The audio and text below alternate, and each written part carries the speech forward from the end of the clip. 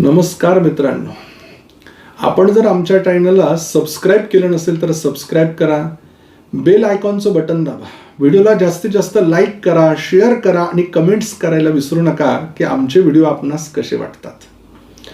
याचबरोबर मित्रांनो, मनुष्य म्हटला की प्रत्येकाच्या जीवनामध्ये समस्या ही ठरलेली आहे, परंतु आपल्या ऋषीमुनींनी वेदांचा चक्षु म्हणजे ज्योतिषशास्त्र निर्माण केलं. मनुष्याच्या जीवनामध्ये भविष्य काळात येणाऱ्या संकटांवरती मात कशी करता येईल या प्रश्नांचे उत्तर किंवा मार्ग या ज्योतिषशास्त्रामध्ये आपल्याला दर्शवला. मग बऱ्याच वेळेला आपल्याला प्रश्न पडतात की याची उत्तर आपल्याला मिळतील कुठं. अनेक प्रश्न असतात मनामध्ये. सगळ्यात पहिला प्रश्न असतो की मुलांचं शिक्षण होत नाहीये गुरुजी, शिक्षण कधी होणार? शिक्षण अनेक अडथळे येत आहे, परिपूर्ण करतोय, अभ्यास करतोय, लक्षात राहत नाहीये, प्रयत्न करतोय, परिपूर्ण होत नाहीये. कशामुळे होतंय? काही अडचण आहे का? गुरुजी, मुलांचं शिक्षण खूप चांगलं झालंय, त्याला नोकरी लागत नाहीये. त्याच्यापेक्षा कमी शिकलेला, त्याच्यापेक्षा कमी ज्ञान असलेला मुलगा मोठ्या पदावरती आरूढ झालाय, त्याला नोकरी लागली आहे, परंतु याला अजून कुठल्याही प्रकारची नोकरी लागलेली नाही. गव्हर्नमेंट म्हणजे सरकारी नोकरी आहे की प्रायव्हेट जॉब आहे, कुठे याने काम करावं? गुरुजी, मुलाला खूप चांगली नोकरी लागली आहे, मुलीला खूप चांगली नोकरी लागली आहे, विवाहाचं वय होऊन गेलंय, लग्न होत नाहीये. नेमकी अडचण काय? पत्रिकेत मंगळ दोष आहे, पत्रिकेला कोणी दोष लावलेला आहे? नेमकं या प्रश्नांची उत्तर आम्हाला कुठे मिळू शकतील? हे विवाह कधी निश्चित होतील? नेमका जोडीदार कसा असेल? या सगळ्या प्रश्नांचे उत्तर आम्हाला मिळत नाहीये गुरुजी. गुरुजी, विवाह झालाय परंतु संतती होत नाहीये. 2 वर्ष झाले, 5 वर्ष झाले, 7 वर्ष झाले, अनेक डॉक्टरी इलाज केले, अनेक आध्यात्मिक इलाज केले, आम्ही संतान प्राप्त होत नाहीये. आमच्या नशिबात संतती प्राप्तीचा योग आहे का गुरुजी? की आम्ही मेडिकलमध्ये अजून काही पुढील उपचार घ्यावा की थांबावं? नैसर्गिक योग आहे. गुरुजी, संतती झाली आहे, नोकरी आहे, विवाह झालाय, परंतु राहायला वास्तू नाहीये. माझ्या जीवनामध्ये सुखाचे क्षण आहे का? वास्तुयोग मला माझ्या जीवनात निर्माण करता येईल का? मला जागा घ्यायची आहे, मला शेती घ्यायची आहे, मला वाहन घ्यायचंय. मी जुनं वाहन घ्यावं की नवीन वाहन घ्यावं? मी जुनी वास्तू घ्यावी की नवीन वास्तू घ्यावी? अनेक प्रश्न गुरुजी, उत्तर मिळत नाहीये. याचबरोबर गुरुजी, मला विदेशात जायचं आहे, मी परदेशात व्यवसाय करावा की नोकरी करावी? की मी मायदेशी राहून व्यवसाय करावा की नोकरी करावी? प्रश्नांची उत्तर मिळत नाही. गुरुजी, मी विजासाठी अप्लायकेशन केलेलं आहे, परदेशात मला जायचं आहे, तिकडच्या देशाचं नागरिकत्व मला मिळणार आहे का? तिकडच्या देशात राहण्यासाठी मला संमती मिळणार आहे का? असे अनेक प्रश्न आहेत. गुरुजी, मला अध्यात्मामध्ये नाव करायचंय, गुरुजी मला अनेक प्रकारच्या गोष्टी प्राप्त करून घ्यायच्या आहे. या सगळ्या प्रश्नांची उत्तरं आमच्या स्क्रीनवरती दिलेल्या नंबरवरती आमचे ज्योतिष एक्सपर्ट तुम्हाला योग्य पद्धतीनं देतील आणि तुम्ही तुमच्या जीवनामध्ये आनंद प्राप्त करून घ्याल. आज आपण 2026 या वर्षातील फेब्रुवारी महिन्यामध्ये होणारं ग्रहांचं राशी परिवर्तन पाहणार आहोत. आणि या राशी परिवर्तनाचा मिथुन राशीच्या जातकांवरती नेमका काय परिणाम होणार आहे तेही आपण बघणार आहोत. या महिन्यामध्ये काही ग्रह राशी परिवर्तन करतायत. यात 3 फेब्रुवारी या दिवशी बुध ग्रह कुंभ राशीमध्ये राशी परिवर्तन करून येतोय. 5 फेब्रुवारी या दिवशी शुक्र ग्रह कुंभ राशीमध्ये राशी परिवर्तन करून येतोय. 12 फेब्रुवारी या दिवशी सूर्य ग्रह कुंभ राशीमध्ये राशी परिवर्तन करून येतोय. 23 फेब्रुवारी या दिवशी मंगळ ग्रह कुंभ राशीमध्ये राशी परिवर्तन करून येतो. मग या राशी परिवर्तनाचा मिथुन राशीच्या जातकांवरती नेमका काय परिणाम होणार आहे ते आपण पाहणार आहोत. एक महत्वाची सूचना, आपल्या जीवनामध्ये काही अडचणी आहेत, काही अडथळे आहेत ज्याचं निराकरण होत नाही आहे. मनात काही प्रश्न आहेत, तर आमच्या स्क्रीनवरती दिलेल्या नंबरवर आपण फोन करा, संपर्क करा. आमचे ज्योतिष एक्सपर्ट तुम्हाला योग्य असं मार्गदर्शन करतील, ज्यानं आपल्या जीवनातील अडचणी कमी होण्यासाठी नक्की आपल्याला मदत होईल. मिथुन राशी ही बुध या ग्रहाची राशी आहे. या राशीचा स्वामी बुध आहे. आणि प्रथम स्थान ज्याला आपण लग्न भाव म्हणतो, त्याचा स्वामी जो बुध ग्रह आहे, हा 3 फेब्रुवारीला राशी परिवर्तन करतोय. अष्टमात्न भाग्यामध्ये जातोय. पहिले 3 दिवस थोडे निगेटिव्ह विचार, वाईट विचार, कामामध्ये लक्ष न लागणे, एकाग्रता न होणे, चिडचिडपणा. परंतु 3 फेब्रुवारी नंतर कुठेतरी एखाद्या आध्यात्मिक तीर्थक्षेत्राला भेट द्यावं असं मनात सतत येईल. गुरुग्रही जावं आणि मनाला समाधान प्राप्त करून घ्यावं अशी तुमची प्रकट इच्छा तयार होईल आणि ती पूर्ण पण होणार आहे. कामाला जी गती आहे ना, ही खरी 3 तारखेनंतर तुम्हाला प्राप्त होणार आहे. तोपर्यंत थोडासा अडथळ्यांचा सामना तुम्हाला करावा लागेल. 3 दिवस काही महत्वाचे निर्णय घेऊ नका. 3 तारखेनंतर पुढे निर्णय घेऊ शकतात.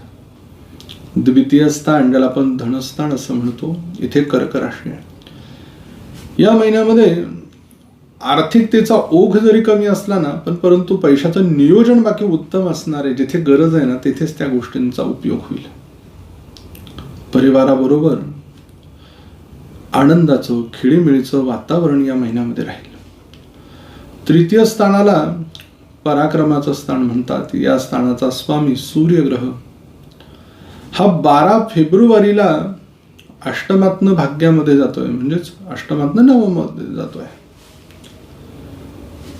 तर ज्योतिष शास्त्राच्या दृष्टीनं उपचय स्थानाचा स्वामी आणि अष्टमात 12 तारखेपर्यंत, तसा तो नैसर्गिक पापग्रह आहे. हे स्थान सूर्याला फार मानवतं. परंतु अष्टम स्थानातला सूर्य, उपचय स्थानातला, हा तुम्हाला अतिताईपणा करू नका हे सांगतोय ह्या महिन्यात. काही लोक खिशात पैसे नसताना कर्ज भरमसाठ काढून ठेवतात आणि एखादा व्यवसाय सुरू करतात. अनेक लोक सांगतात की बाबा तू थोडासा थांब. घरातली लोक सांगतात, मग त्यांना उलटून उत्तर देतात आपण. मग आता स्वतःसाठीच आपण स्वतः खड्डा निर्माण करायचा आणि खड्ड्यात पडल्यावर वाचवायला कोण येणार आहे? मग अशा वेळेला आपण एखादी गोष्ट करतोय तर ती विचारून घेतली, घरातल्यांच्या सहकार्याने आपण जर पुढे गेलो तर काय हरकत असणार आहे? म्हणून विचारपूर्वक चला. अतिघाई संकटात नाही असं तुम्ही करू नका. आणि जर करायचंच आहे गुरुजी आम्हाला नाही, तर पहिले 12 दिवस थांबा आणि नंतर तुम्ही तो निर्णय घ्या. तो तुमच्यासाठी उत्तम असेल.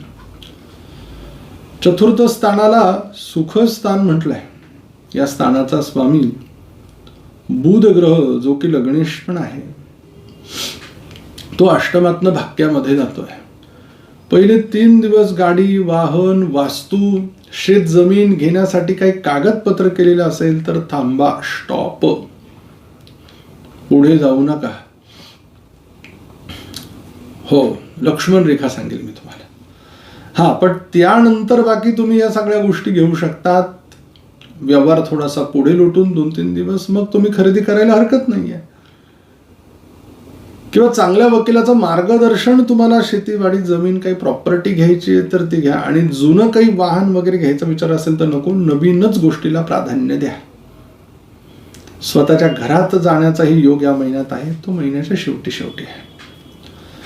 पंचम स्थानाला प्रेम प्रणयाचं स्थान म्हणतात. या स्थानाचा स्वामी शुक्र ग्रह हा 5 फेब्रुवारीला राशी परिवर्तन करतोय आणि अष्टमातनं तो भाग्यात जातोय. पहिले 5 दिवस प्रेमामध्ये आलबेल, वाद विवाद, चिडचिडपणा जाणवेल. त्यानंतर खूप प्रेमाचे प्रसंग निर्माण होतील. संततीसाठी जे जातक प्रयत्न करताय अशा जातकांना सांगेल, पहिले 5 दिवस शक्यतो दवाखान्याचं किंवा याचा खर्च जे व्यर्थ करणार आहोत तर थोडंसं थांबा आणि नंतर पुढे तुम्ही डॉक्टरांचं मार्गदर्शन घ्या. उच्च शिक्षणासाठी पैसे भरताय तर थोडं थांबा, विचार करा, मुलांशी चर्चा करा आणि मग पुढे जा. 5 तारखेनंतर घेतलेला निर्णय हा लाभप्रद आहे. तत्पूर्वी त्याच्या आधी घेतलेली गोष्ट ही त्रासदायक आहे. षष्ठ स्थानाला रिपू रोगस्थान म्हणतात. या स्थानाचा स्वामी मंगळ ग्रह हा 23 फेब्रुवारीला भाग्यस्थानामध्ये येतोय. 6, 8, 12 या स्थानाचा स्वामी जर त्याच स्थानांमध्ये आला तर हा विपरीत राजयोग होतो. विपरीत राजयोगाचे हे अत्यंत तसे चांगलं हे एक उदाहरण आहे आणि याचे फळ सुद्धा चांगले पाहायला मिळणार आहेत. रोग प्रतिकारक क्षमता जरी पत्रिकेत दाखवत असलं तर ती अति प्रमाणात राहणार नाहीये पहिले 23 दिवस. त्याचबरोबर मैत्रीमध्ये जर कोणी फसवणूक करेल असं वाटत असेल तर प्रतिकूल परिस्थितीत सुद्धा विरोधात गेलेला व्यक्ती सुद्धा तुमच्या बाजूने पॉझिटिव्ह होईल. कर्जाच्या बाबतीत अडथळा येत होता, असं वाटत होतं की कर्ज मला मिळणारच नाही, ते मिळेल, परंतु फेडण्याची भावना किंवा देण्याची इच्छाही आपण ठेवली पाहिजे. सप्तम स्थानात धनु राशी आहे. स्वामी गुरुग्रह हा लग्नी आहे आणि त्या सप्तमेशाची लग्नातनं सप्तमावर सप्तम दृष्टी आहे. विवाह होईल, चांगल्या कुटुंबात परिवारात होईल, परंतु विलंब उशिरा होईल. गुरुग्रह एक तर अत्यंत लवकर विवाह देतात आणि वय जास्त झालं की खूप वेळा अटकवून ठेवतात. सांगतात तू जप साधना तप कर बाबा. म्हणून शक्य असेल तर अशा जातकांनी विचारपूर्वक चांगलं स्थळ बघूनच निर्णय घेतलेला उत्तम असतो. अष्टम स्थानामध्ये मकर राशी आहे आणि स्वामी शनी ग्रह दशमात गेलाय. अचानक म्हणून धनप्राप्तीचा योग नाही आहे तुम्हाला, कष्ट करून धनप्राप्तीचा योग आहे. कामामध्ये स्वतःला झोकून द्यावं लागणार आहे, तेव्हा कुठेतरी आर्थिकतेचे चांगले मार्ग तुम्हाला मिळू शकतात. भाग्यस्थानामध्ये बुध, शुक्र, रवी, मंगळ, राहू यांसारखे ग्रह आहेत. 5 ग्रह तिथे एकंदरीत विराजमान झालेले आहेत आणि ते शनी ग्रहाच्या राशीत आहे. भाग्य हे थोडंसं स्लो असणार आहे, परंतु शाश्वत आणि टिकाऊ असणार आहे. या महिन्यामध्ये तुम्हाला तीर्थक्षेत्राला तुमचं मन घेऊन गेल्याशिवाय राहणार नाही आणि आध्यात्मिकतेची ओढ बाकी तुम्हाला प्रचंड राहील. दशमस्थान ज्याला आपण कर्मस्थान म्हणतो, मीन राशीमध्ये शनी ग्रह आहे. कर्माची देवता ही शनिदेव आहे, म्हणजे केलेल्या कर्मांचं फलही देतात. ते स्वतःच आता कर्माधीश होऊन बसले, तुमच्या पत्रिकेला कर्मात येऊन थांबले. चुकीचं काम होऊ देणार नाही आणि जो करेल त्याला क्षमा देणार नाही. याचबरोबर तुमच्या कर्तृत्वामध्ये उत्तुंग अशी भरारी किंवा तुमच्या नावलौकिकामध्ये कीर्तीमध्ये वाढ होण्याचा योग याच महिन्यात शनी महाराजांनी आणला आहे. सातत्य ठेवावं लागेल बस. एकादश स्थानाला लाभस्थान म्हणतात. लाभेश हा भाग्यात गेलाय 23 तारखेला. त्यामुळे केलेल्या कर्माचं फल मिळतं, पण उशिरा मिळतं याची प्रचिती तुम्हाला या महिन्यात आल्याशिवाय राहणार नाही. व्ययस्थानाला मोक्षस्थान म्हटलंय. या स्थानाचा स्वामी शुक्र ग्रह हा भाग्यात आहे. तीर्थक्षेत्राच्या ठिकाणी दान धर्म आपल्याकडनं होईल. अनेक लोकांना मदत सहकार्य होईल. पैसा खर्च करत असताना विचारपूर्वक खर्चवा, हे तुम्हाला विशेष. मिथुन राशीच्या जातकांसाठी शुभ अंक 4 आहे. शुभ रंग लाल आहे. आपल्यासाठी शुभ दिवस 4 तारीख, 5 तारीख, 6 तारीख, 25 तारीख, 26 तारीख आणि 27 तारीख आहे. अशुभ दिवस 1 तारीख आणि 2 तारीख आहे. आपल्याला मंत्र देतो, या मंत्राचं आपण पठण करा. ओम विरूपाक्षाय नमः. लवकर भेटू आपण पुढील व्हिडिओमध्ये. तोपर्यंत सर्व प्रेक्षकांना नमस्कार.